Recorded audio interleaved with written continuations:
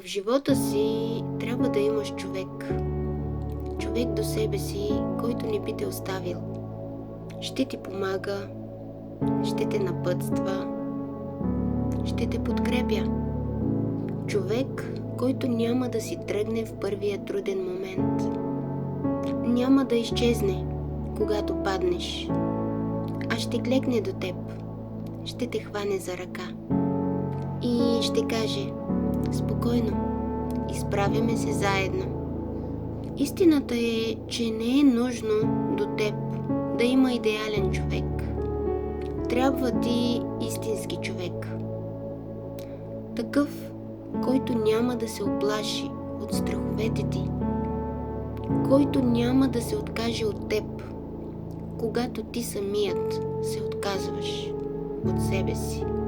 Някой, който вижда в теб сила, дори когато си напълно изтощен, който чува мечтите ти, дори когато ти ги шепнеш, който вярва в теб, дори когато ти самият не вярваш в себе си. Да имаш такъв човек е благословия, но и огромна отговорност. Защото когато някой върви до теб, той ти дава част от своята енергия.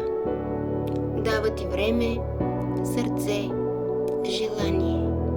И най-важното, дава ти смисъл да се бориш, да не спираш, да продължаваш, дори когато всичко в теб крещи, да се откажеш, да не можеш да продължиш.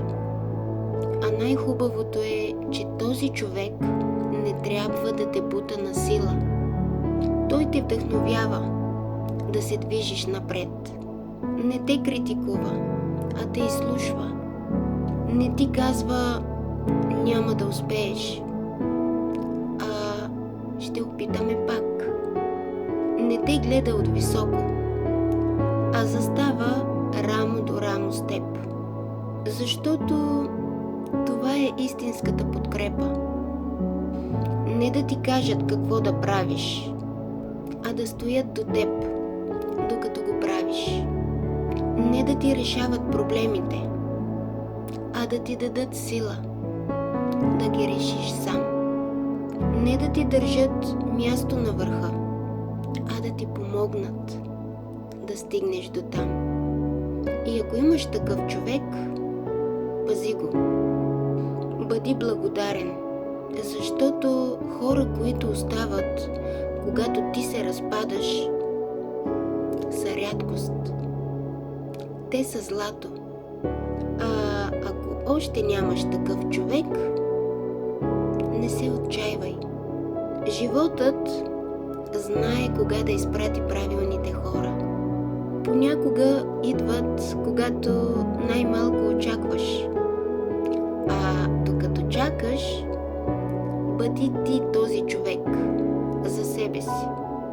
Ставай, продължавай, бори се и вярвай, че един ден ще има някой, който ще върви до теб.